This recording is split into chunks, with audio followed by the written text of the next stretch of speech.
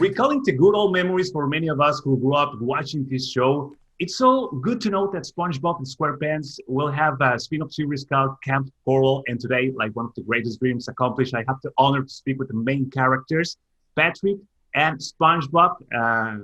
Please welcome, Tom Kelly and Bill Fagerbeek. How is it going, guys? Hi, nice meeting Great, Jack. It's going great, Jack. Thank you for saying Patrick first.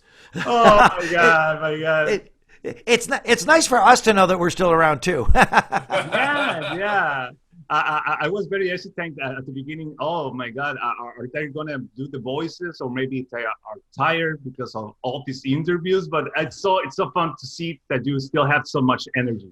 Oh yeah, we love doing it. It's a great job, and it's fun to have. It's fun to be promoting a product and a character that you totally love. Like you don't have to go, I'm not crazy about this, but I'll say nice stuff. When it comes to Patrick, or when it comes to SpongeBob and Patrick, we love those characters, and it's an honor to be them. So it's kind of fun to proselytize about them. It's fun. That's so nice and so beautiful to know. Well, first of all, let's talk about the latest movie called Sponge on the Run. How did people receive it? How much fun do you have making it with all these cameos and crazy stuff happening? Let's talk first with you, Bill. Well, it's the opposite of doing a series, right? Because when we do an episode of the show, we all would traditionally, without pre-COVID, get together and we do it in one afternoon, an 11-minute episode. Now you go to the feature world and it's 20 months or something, and it's all just fractured, and you forget, like, well, this scene, or we're doing this scene again that we already recorded 8 months ago, but they rewrote it or something. So it's harder to have a sense of the whole as you're doing it. And then of course, we're using Snoop Dogg, we're using Keanu Reeves, and we don't get to meet any of them. So I'm glad you guys are having fun working with these guys. Yeah. Yes. Yes. As a sponge, I always have a grasp on my holes.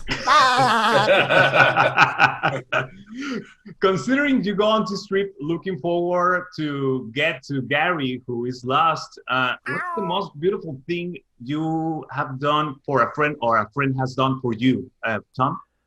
Wow. Well, hey, I see friends are doing beautiful stuff for me all the time. Really, especially now with the pandemic and stuff, we need each other more than ever. So, just meal trains for people that are sick, and food bank, donating to food banks and all that stuff. Like everybody's stepping up and doing that, wearing their masks up. Hopefully, you hear me, Texas and Mississippi, and it's. We're all doing stuff for each other. We need to build each other up all the time. And SpongeBob's world and Steve Hillenburg's vision of the world was really all about positivity and friendship and doing things for each other. And I've had great friends, mentors, teachers. Like it's hard to pick out just one person, but man, I would say most of the people in my life have been super nice and encouraging, and in a way that I can you hope to pay it forward. Yeah, sure. And what about you, Bill? There are a couple elements. First of all, there's the sheer joy of a child who has a friend that they feel good about playing with, and to a degree, that's kind of the essence of SpongeBob and Patrick. But when you have a friend, I was lucky to have a friend in high school that we shared a really critical thing. We were both jocks who had kind of a creative element too. I was in choir and I loved singing, and he was in the band. He played French horn, and then he was also an artist. And I wound up, after having a football scholarship, stumbling into acting in college, and he wound up as a painter. And so we both got to follow the more creative elements of ourselves, and so that was very important as a boy, as a teenager, to have that affirmation of a friend, because young people, I think, especially feel a lot of pressure to be pigeonholed into one thing.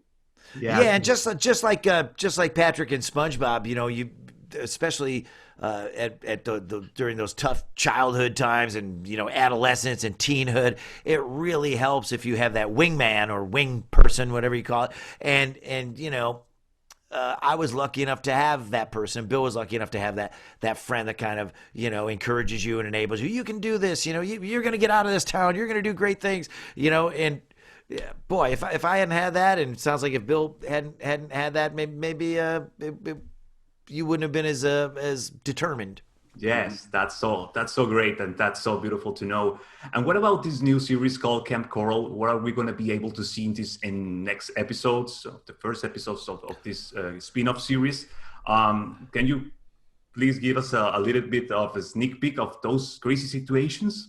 Sure. Both the movies Sponge on the Run and the spin-off series Kamp Koral both drop on March 4th today, I think, on Paramount Yes. Plus, and then they're going to find their way to other streaming services as those things do.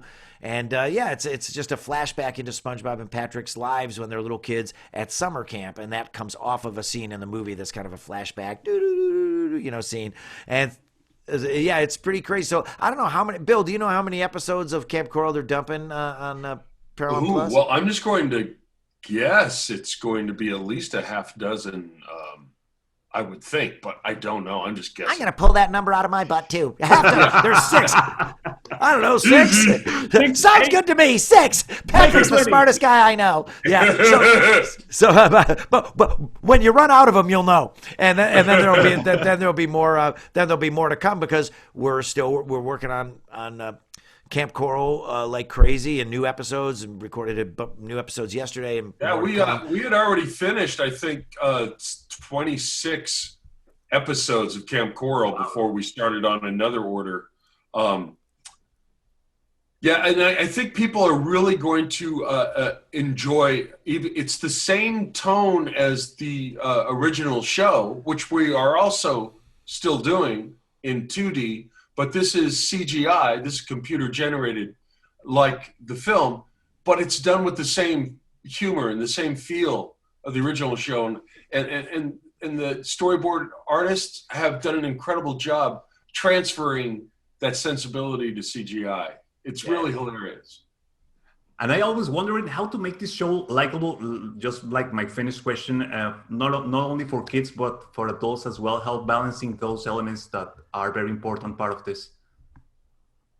Yeah, I think that all comes down to character. You know, Steve Hillenburg was just really all about the characters, and if the characters are who they are and they do what they do and they interact how they react, and you know if that has to be consistent. And luckily in cartoons it can be very broad strokes and very simple, right? Like so SpongeBob's the naive optimistic one, Patrick is the impulsive maybe not so smart one, you know, Squidward is the cranky neighbor, you got the greedy boss who only cares about money, Sandy is the you know the outsider that kind of comes into their world and she's all sassy and energetic. And as long, you know, there's just infinite ways that you can put those characters, you know, in contact with each other and things that you can do with them story-wise, just different combos and different things.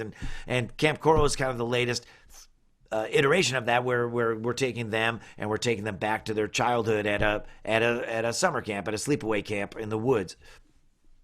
Well, Tom, Bill, thanks so much for your time. I'm sure people will like the show. I'm looking forward to see it on Paramount Plus this March 8th today. It's the release date, so it was fun, so much fun speaking to you guys, and I wish you the best in the next projects to come. I hope we see each other again soon or later.